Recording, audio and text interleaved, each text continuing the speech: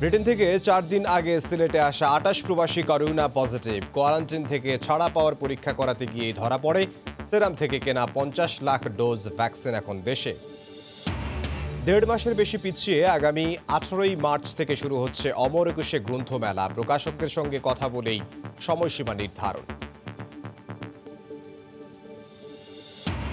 দ্রুত এগিয়ে চলেছে পায়রা সমুদ্র বন্দরের নির্মাণ কাজ। অধিগ্রহণ করা জমিতে হচ্ছে নানা স্থাপনা। 2023 সালেই চালুর আশা।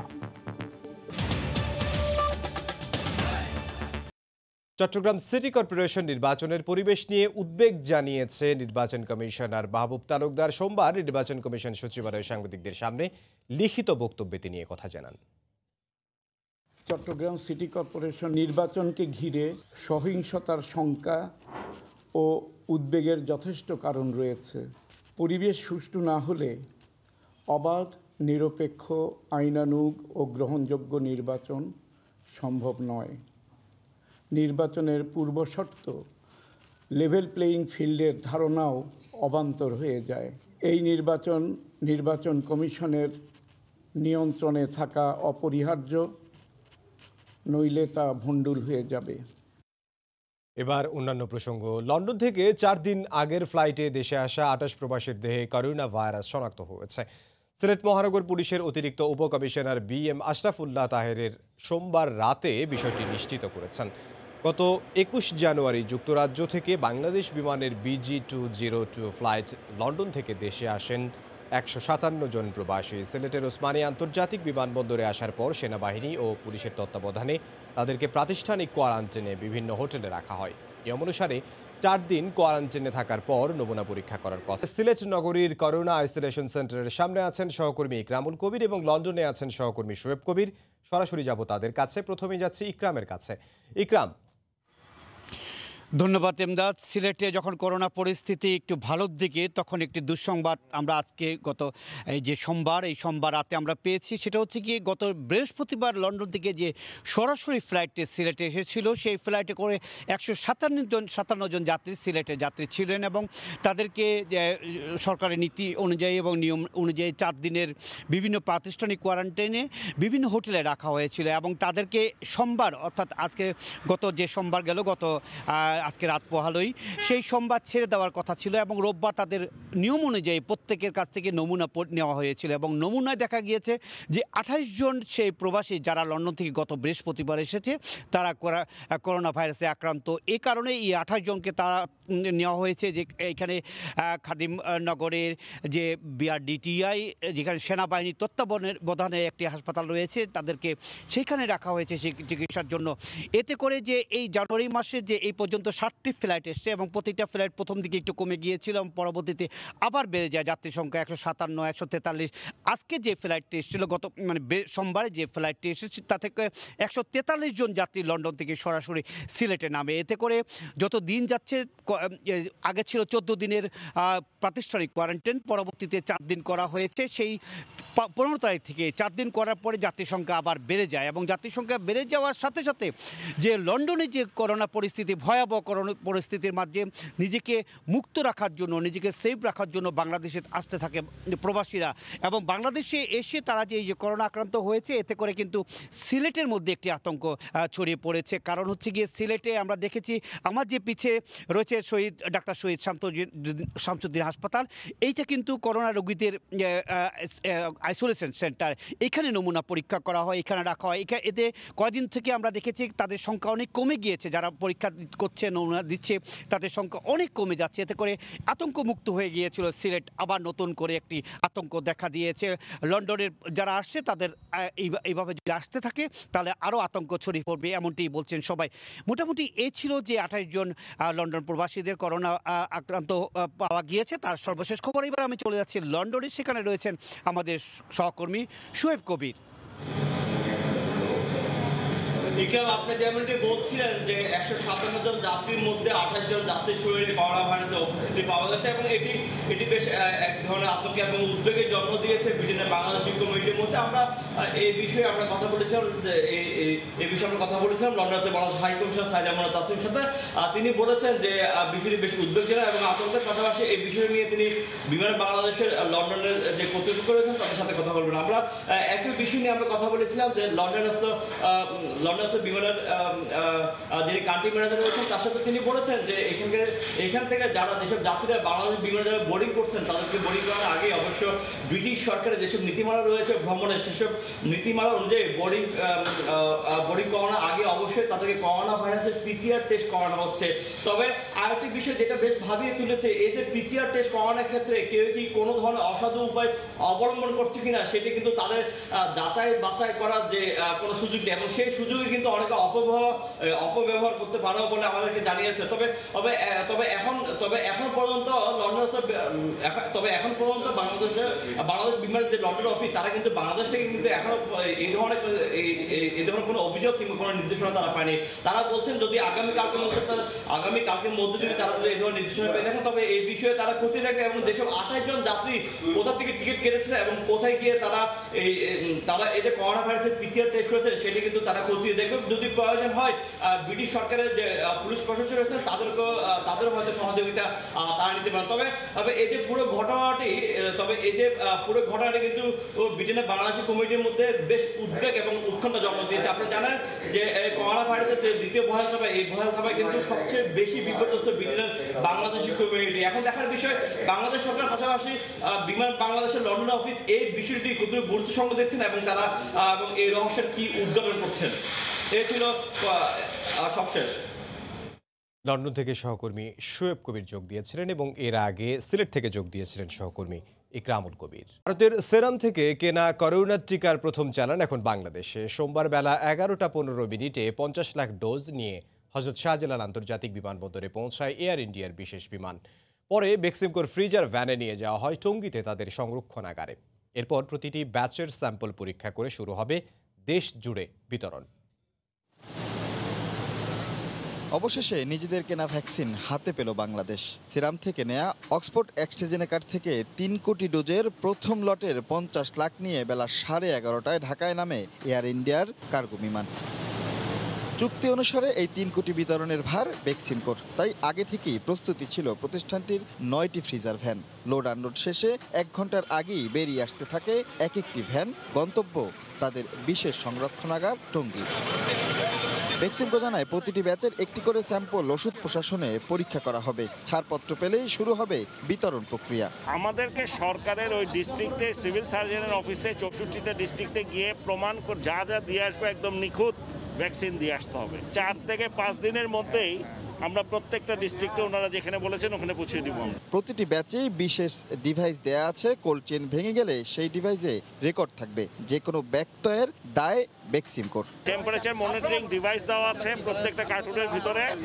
ওখানে ওনাদের কাছে আমরা প্রমাণ করব যে পুনে থেকে মুম্বাই গিয়েছে, মুম্বাই থেকে ঢাকায় এসেছে, ঢাকার থেকে এখন যাবে আমাদের ওয়্যারহাউস থেকে ওই ডিস্ট্রিক্টে যে গিয়ে পৌঁছলো কোথাও এই কোল্ড চেইন ব্রেক হয়নি। 2 to 8 ডিগ্রির মধ্যেই ছিল। এই সমস্ত রেকর্ড প্রতি 15 মিনিট পর পর ওখানে রেকর্ড হচ্ছে কত টেম্পারেচারের মধ্যে এটা এক্সপোজড হয়েছে। এই সমস্ত কিছু আমরা বুঝিয়ে দেব। তার সাথে সাথে যদি ওটার ভিতরে কোনো ড্যামেজ, শর্টেজ বা কোনো রকমের সমস্যা থাকে সেইগুলা আমরা বেক্সিমকো ফার্মা নিয়ে তাদের সরকারকে রিপ্লেস করে দেবে। ফেব্রুয়ারিতে দ্বিতীয় চালানের 50 লাখ ডোজ আসার কথা রয়েছে। রাশেদ লিমন, সময় সংবাদ, ঢাকা। এদিকে করোনার টিকা বিতরণে ডিজিটাল প্রস্তুতি সম্পন্ন করেছে সরকার। 27 জানুয়ারি থেকে ডিজিটাল ভ্যাকসিন ম্যানেজমেন্ট সিস্টেম সুরক্ষা অ্যাপের মাধ্যমে শুরু হবে টিকার আনুষ্ঠানিক রেজিস্ট্রেশন প্রক্রিয়া। সংশ্লিষ্টরা বলছেন সবচেয়ে সাশ্রয়ী দামে টিকা আমদানি করেছে বাংলাদেশ। বিকেলে প্রধানমন্ত্রীর কার্যালয়ে আয়োজিত সংবাদ সম্মেলনে এ তথ্য তুলে ধরেন নীতি নির্ধারকরা।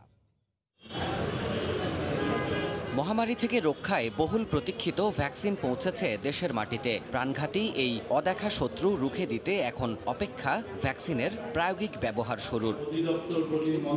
জনপরিসরে ভ্যাকসিনেশন কার্যক্রম পরিচালনা করতে অনলাইন রেজিস্ট্রেশন সহ প্রান্তিক পর্যায়ে টিকা বিতরণ প্রস্তুতির সবশেষ পরিস্থিতি নিয়ে সোমবার বিকেলে সংবাদ সম্মেলনের আয়োজন করে প্রধানমন্ত্রীর কার্যালয়। আমাদের সুরক্ষা ভ্যাকসিন ম্যানেজমেন্ট এ সময় সবার কাছে টিকা পৌঁছাতে ভ্যাকসিন ম্যানেজমেন্টের অনলাইন সিস্টেম সুরক্ষা নামের একটি অ্যাপসের বিভিন্ন অপারেশনাল তথ্য তুলে ধরেন নীতি নির্ধারকরা। করোনার টিকা পেতে গুগল প্লে স্টোর থেকে সুরক্ষা অ্যাপ ডাউনলোড করে রেজিস্ট্রেশন করতে হবে। এনআইডি, মোবাইল নম্বর ও মৌলিক কিছু তথ্য দিয়ে অনলাইনেই সম্পন্ন হবে নিবন্ধন প্রক্রিয়া। যার স্মার্টফোন নাই তাদের জন্য কিন্তু ডিজিটাল সেন্টার আছে, তাদের কাছে গেলে রেজিস্ট্রেশন প্রক্রিয়াটা সম্পন্ন করে দেবে।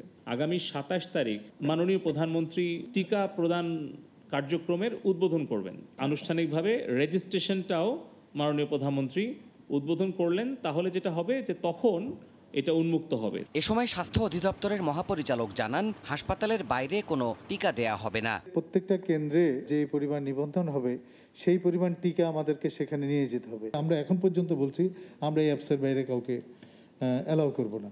আন্তর্জাতিক নিয়ম ও পদ্ধতি মেনে টিকা কার্যক্রম পরিচালিত হবে বলে জানান মুখ্য সচিব। সারা দেশে ৭৩৪৪টি কেন্দ্রে ভ্যাকসিনেশন কার্যক্রম চালানো হবে। গর্ভবতী নারী এবং শিশুদের উপরে 18 বছরের নিচে এই টিকার পর্যাপ্ত তথ্য নেই, সেই জন্য আমরা এই মুহূর্তে দিচ্ছি না। সেফটির জন্য 4 সপ্তাহের মধ্যে যদি কেউ কোভিড আক্রান্ত হয়ে থাকেন তাদেরকে আমরা এখন টিকা না দিয়ে পরবর্তীতে রেজিস্ট্রেশন করার জন্য বলবো। সংশ্লিষ্টরা বলছেন 8 ফেব্রুয়ারি থেকে শুরু হবে গণটিকা দেওয়ার কর্মসূচি। দেবাশিস রায়, সময় সংবাদ, ঢাকা। 1.5 মাসের বেশি পিছিয়ে 18ই মার্চ থেকে শুরু হচ্ছে অমর একুশে গ্রন্থ মেলা। তবে এবারের মেলা কতদিন হবে সে ব্যাপারে এখনও সিদ্ধান্ত হয়নি। বাংলা একাডেমির মহাপরিচালক হাবিবুল্লাহ সিরাজি জানিয়েছেন, করোনা পরিস্থিতি বিবেচনায় রীতি অনুযায়ী ফেব্রুয়ারির 1 তারিখ বইমেলা হচ্ছে না। তবে প্রধানমন্ত্রীর দপ্তর থেকে অনুমতি সাপেক্ষে আগামী 18ই মার্চ থেকে বইমেলা শুরু হবে। আর প্রকাশকদের সঙ্গে আলোচনা করে কতদিন মেলা হবে সেটি ঠিক করা হবে।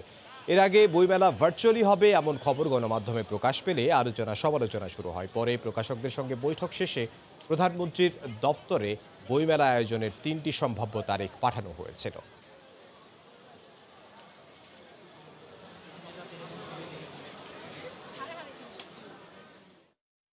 ভারতের 4র্থ সর্বোচ্চ বেসামরিক সম্মাননা পদ্মশ্রী পদকে ভূষিত হয়েছেন ছায়ানটের সভাপতি ও বিশিষ্ট সাংস্কৃতিক ব্যক্তিত্ব ডক্টর সঞ্জিতা খাতুন ও অবসরপ্রাপ্ত লেফটেন্যান্ট কর্নেল কাজী সাজ্জাদ আলী জহির বীর প্রতীক।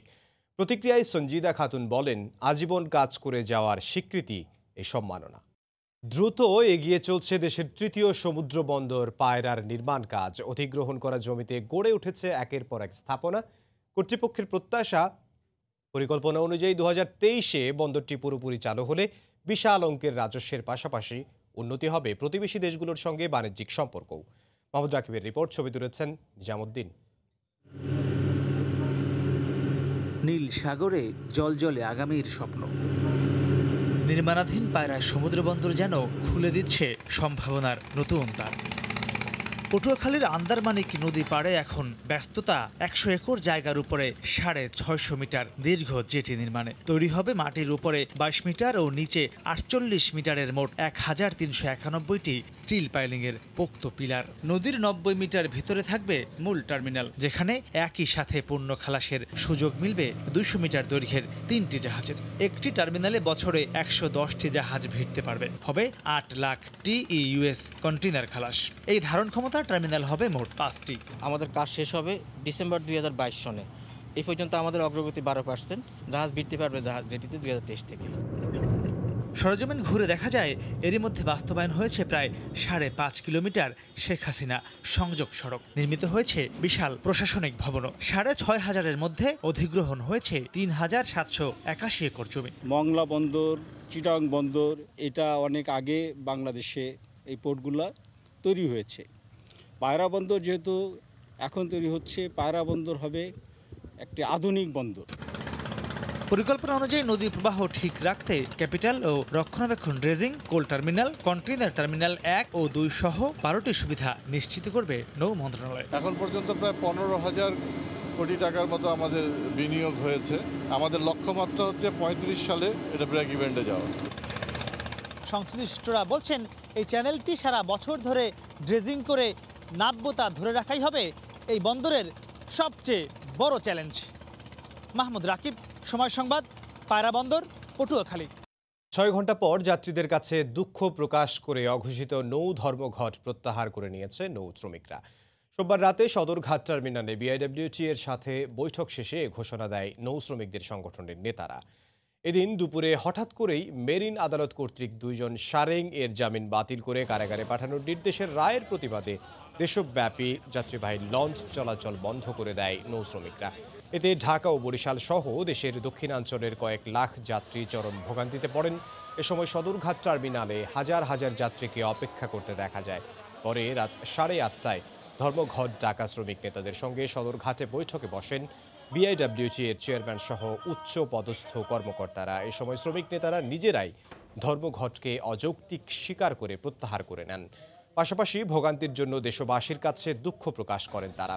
পরে বিআইডব্লিউটি এর চেয়ারম্যানের অনুরোধে রাত থেকেই লঞ্চ চলাচল শুরু করেন নৌ শ্রমিকরা।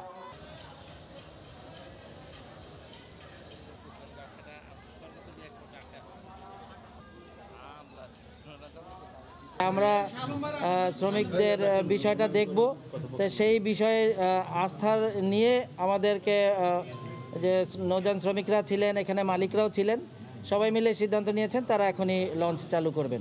প্রথমত দুঃখ প্রকাশ করছি একটা অস্বস্তিকর অবস্থার মধ্য দিয়ে আজকে যাত্রী সাধারণের যে দুর্ভোগের পরিস্থিতি তৈরি হয়েছে। মন্ত্রী মহোদয় ইতিমধ্যে আমাদের সাথে বৈঠকের সময় কথা বলছেন যে আমরা বিষয়গুলো যে সমস্যাটা তৈরি হয়েছে আমরা কালকেই আলোচনার মাধ্যমে এটার একটা সুরাহা করার অবস্থানে যাব। 351 কোটি টাকা ঋণ জালিয়াতির অভিযোগে পিকে হালদার সহ 33 জনকে আসামি করে আরও 5টি মামলা দায়ের করেছে দুদক। এই আসামিদের মধ্যে রোববার গ্রেফতার পিপল লিজিং এর চেয়ারম্যান উজ্জ্বল কুমার নন্দী ও ইন্টারন্যাশনাল লিজিং এর সাবেক এমডি রাশেদুল হককে 5 দিনের রিমান্ড দিয়েছেন আদালত।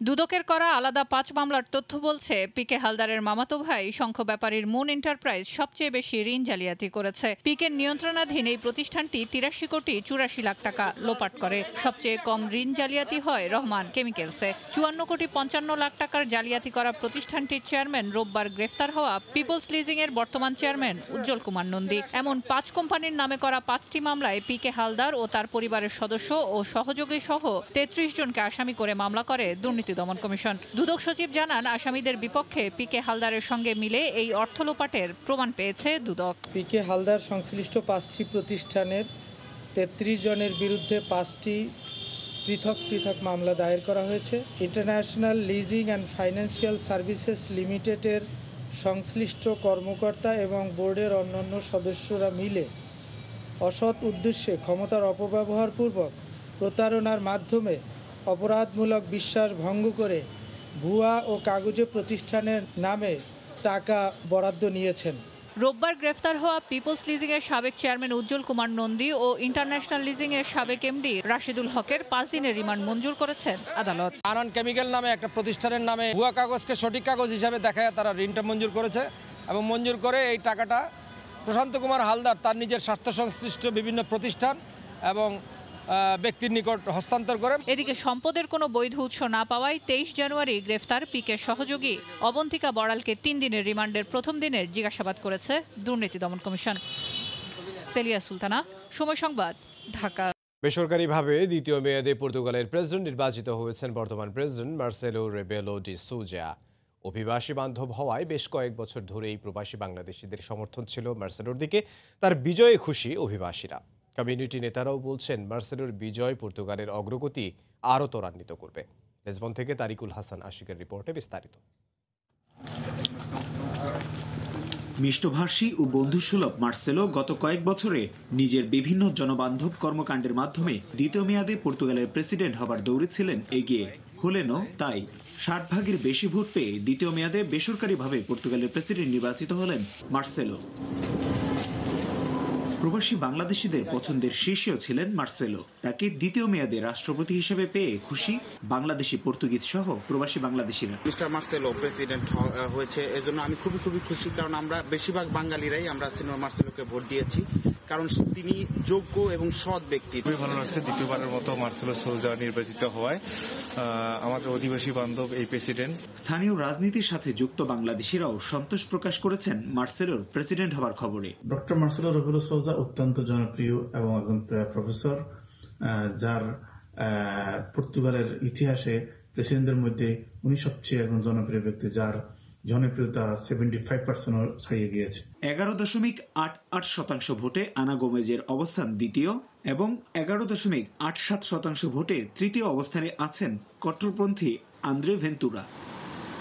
তারিকুল হাসান আশিক, সময় সংবাদ, লিসবন, পর্তুগাল। করোনার তৃতীয় ঢেউয়ের কারণে স্পেন পরিণত হয়েছে ভয় আর আতঙ্কের দেশে। স্প্যানিশ সরকার নানামুখী পদক্ষেপ নিয়েও করোনা নিয়ন্ত্রণ করতে পারছে না। দেশটিতে নতুন করে জারি করা হয়েছে কারফিউ, আর এতে কাজ হারিয়ে কর্মহীন অনেক প্রবাসী। স্পেন প্রতিনিধি সাইফুল আমিনের তথ্য ও চিত্রে রিপোর্ট। বিশ্বের অনেক দেশের পর্যটকদের কাছেই স্পেন অন্যতম পছন্দের দেশ। প্রতি বছর লাখো মানুষ ঘুরতে আসেন দেশটিতে, কিন্তু করোনা বদলে দিয়েছে সবকিছু। লকডাউন আর বিধিনিষেধের কারণে পর্যটকদের আনাগোনা না থাকায় ব্যবসা বাণিজ্যে নেমে এসেছে চরম মন্দাভাব। আমাদের এখানে ব্যবসার অবস্থাটা অনেক ভয়াবহ। আমাদের দোকানের রেন্ট প্লাস ইলেকট্রিক ওইগুলা দেওয়াটা আমাদের জন্য অনেক কষ্ট হয়ে গেছে। অপরদিকে লকডাউন থাকার কারণে অনেকেই কর্মহীন হয়ে পড়েছেন। তবে করোনা নিয়ন্ত্রণে স্পেন সরকারের দেওয়া বিধিনিষেধ মেনে চলার আহ্বান প্রবাসী বাংলাদেশিদের। আমি আপনাদের কাছে বিশেষ অনুরোধ জানাবো যে আপনারা সবাই ঘরে থাকবেন, নিজে বাঁচুন, অন্যকে বাঁচার জন্য সাহায্য করুন। স্পেনের স্বাস্থ্য বিভাগের তথ্য মতে গত এক সপ্তাহে দেশটিতে মৃতের হার বেড়েছে 2.45 ভাগ। এ পর্যন্ত দেশটিতে মোট আক্রান্তের সংখ্যা 26 লাখের বেশি। শুভ সংবাদ, স্পেন। অস্ট্রেলিয়ায় অনুমোদন পাওয়া ফাইজারের টিকা প্রাথমিক অবস্থায় সেবা খাতে নিয়োজিতদের দেওয়া হবে, এরপর পাবেন বয়স্করা। দেশটির প্রতিটি নাগরিকই ভ্যাকসিনের আওতায় আসবে বলে নিশ্চিত করেছে দেশটির কর্তৃপক্ষ। সিডনি থেকে বিস্তারিত এস.এম. আমিনুলের রিপোর্টে। অস্ট্রেলিয়াতে গত 8 দিনে নতুন করে কেউ স্থানীয় করোনা আক্রান্ত হয়নি।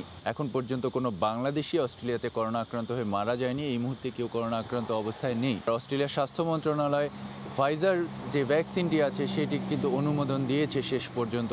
ফেব্রুয়ারির শুরুর দিকেই হয়তোবা অস্ট্রেলিয়াতে জনগণের কাছে না পৌঁছলেও অস্ট্রেলিয়াতে এসে পৌঁছবে এবং সেটি কিন্তু অ্যাপ্লাই করতে শুরু করা হবে। সরকারি বিভিন্ন সেবামূলক কাজে এর সাথে জড়িত তাদের কাছে যাবে এই ভ্যাকসিন এবং তারপরে কিন্তু বয়স্ক রোগী থেকে শুরু হবে। বয়স্ক যারা আছে তাদের থেকে ধীরে ধীরে সাধারণ জনগণের কাছে আসতে শুরু করবে। ধারণা করা হচ্ছে মার্চ বা এপ্রিলের মাঝামাঝি সময় থেকে সাধারণ জনগণ প্রায় সবাই এই ভ্যাকসিন পেতে শুরু করবে। হয়তো আগামী কিছুদিনের ভিতরেই অস্ট্রেলিয়া সরকার জানিয়ে দিবে যে জনগণ কবে থেকে কবে নাগাদ কখন কোথা থেকে গিয়ে তার ভ্যাকসিনটি আনতে পারবে। জনমনে কিছুটা স্বস্তির নিঃশ্বাস এসেছে এই খবরটায়। এস.এম. আমিনুল রুবেল, সময় সংবাদ, অস্ট্রেলিয়া। আকামা নবায়নের ক্ষেত্রে নতুন নিয়ম চালু করেছে কুয়েত সরকার। দেশটির public authority for civil information বিভাগ জানিয়েছে প্রবাসীদের আকামা নবায়নের ক্ষেত্রে 60 থেকে 65 বছর বয়সী ব্যক্তির ন্যূনতম এসএসসি সার্টিফিকেট থাকতে হবে, আর 65 থেকে 70 বছর বয়সীদের অবশ্যই ডিগ্রি পাস হতে হবে। কুয়েত থেকে শরীফ মোহাম্মদ মিজানুর রহমানের পাঠানো তথ্য ও ছবিতে রিপোর্ট। কুয়েতে বসবাসকারী অভিবাসীদের মধ্যে প্রায় 1 লাখের বয়সী 60 বছরের উপরে, যাদের অধিকাংশরই আবার শিক্ষাগত যোগ্যতা নেই বললেই চলে। এ অবস্থায় বয়স্ক অভিবাসীদের আকামার মেয়াদ বাড়ানোর ক্ষেত্রে বয়সসীমা ও শিক্ষাগত যোগ্যতার নতুন নিয়ম চালুর সিদ্ধান্ত নিয়েছে কুয়েত সরকার। 60 থেকে 65 বছর বয়সী অভিবাসীদের ক্ষেত্রে ন্যূনতম শিক্ষাগত যোগ্যতা এসএসসি পাস হতে হবে, আর 65 থেকে 70 বছর বয়সীদের ক্ষেত্রে অবশ্যই থাকতে হবে ডিগ্রি পাসের সনদ। তবে নতুন নিয়মে 70 বছরের বেশি বয়সী অভিবাসীদের আকামার মেয়াদ বাড়ানোর সুযোগ আর থাকছে না। কুয়েতের অভিবাসন বিভাগের এ সিদ্ধান্তকে স্বাগত জানিয়েছেন প্রবাসী বাংলাদেশিরা। 65 বছর পর্যন্ত যে ডিপ্লোমা সার্টিফিকেট থাকলে আকামা লাগবে এবং 70 বছর পর্যন্ত যদি থাকতে হয় তাহলে আপনার ডিপ্লোমা সার্টিফিকেট লাগবে এবং ডিগ্রি সার্টিফিকেট লাগবে, তাহলে তাদের আকামা লাগবে। প্রবাস থেকে কুয়েত সরকারের এই আইনকে সাধুবাদ জানাচ্ছি। কুয়েতে বর্তমানে 3.5 লাখের বেশি বাংলাদেশি বিভিন্ন পেশায় কর্মরত রয়েছেন, যাদের অধিকাংশই বয়সে তরুণ। সময় সংবাদ, কুয়েত। সৌদি জোটের অবরোধ প্রত্যাহার আর করোনা পরিস্থিতি নিয়ন্ত্রণে থাকায় 2022 ফুটবল বিশ্বকাপ আয়োজক দেশ কাতারে সৃষ্টি হয়েছে বাণিজ্যের নতুন সম্ভাবনা কাজে লাগাতে মরিয়া প্রবাসী বাংলাদেশি ব্যবসায়ীরাও। দোহারের বিভিন্ন এলাকায় গড়ে তুলেছেন নতুন নতুন ব্যবসা প্রতিষ্ঠান। কাতার প্রতিনিধি আনোয়ার হোসেন মামুনের তথ্য ও ছবি নিয়ে রিপোর্ট। দীর্ঘদিন সৌদি জোটের অবরোধ আর করোনার কারণে ব্যবসায় মন্দায় বিপাকে পড়েছিলেন প্রবাসী বাংলাদেশি ব্যবসায়ীরা। সৌদি জোটের অবরোধ প্রত্যাহার আর করোনা বিধিনিষেধ উঠে যাওয়ায় আবারও ঘুরে দাঁড়াচ্ছেন তারা। দোহার বিভিন্ন এলাকায় নতুন করে শুরু করেছেন ব্যবসা প্রতিষ্ঠান। কাতারে এখন সৌদির অবরোধ উঠে যাওয়ার কারণে ব্যবসায়ীদের জন্য একটু সুবিধা হয়েছে। করোনা ভাইরাস কাতারে বর্তমানে খুবই আলহামদুলিল্লাহ ভালোর দিকে। অবরোধ প্রত্যাহারের কারণে ব্যবসার করার আমরা আগ্রহ পাচ্ছি। কাতারের বিভিন্ন সিটিতে বাংলাদেশি মালিকানাধীন বহু প্রতিষ্ঠান রয়েছে। এসব প্রতিষ্ঠানে কর্মরতদেরও অধিকাংশই বাংলাদেশি। সৌদি ব্লকেজ থাকার কারণে আরো ব্যবসায় দিন দিন একটা লসের দিকে মানুষ যাচ্ছিল। আলহামদুলিল্লাহ করোনার প্রকোপ কিছুটা কমিয়ে আসছে, সেই সাথে সৌদি সহ তার জিসিসি রাষ্ট্রগুলো কাতারের সাথে তার অবরোধ তুলে নিয়েছে। তো এখানে একটা ব্যবসার সম্ভাবনার ক্ষেত্র তৈরি হয়েছে। প্রবাসীদের এই প্রতিষ্ঠানগুলো ঠিকমতো ঘুরে দাঁড়ালে বাড়বে রেমিটেন্স, ঘুরে দাঁড়াবে বাংলাদেশের অর্থনীতি। সময় সংবাদ, কাতার। এ পর্যায়ে শীর্ষ সংবাদ জানিয়ে দিচ্ছি আরও একবার। ব্রিটেন থেকে 4 দিন আগে সিলেটে আসা 28 প্রবাসী করোনা পজিটিভ। কোয়ারেন্টিন থেকে ছাড়া পাওয়ার পরীক্ষা করতে গিয়েই ধরা পড়ে। সেরাম থেকে কেনা 50 লাখ ডোজ ভ্যাকসিন এখন দেশে। এই ছিল প্রবাসের সময়। সঙ্গে থাকুন সময়।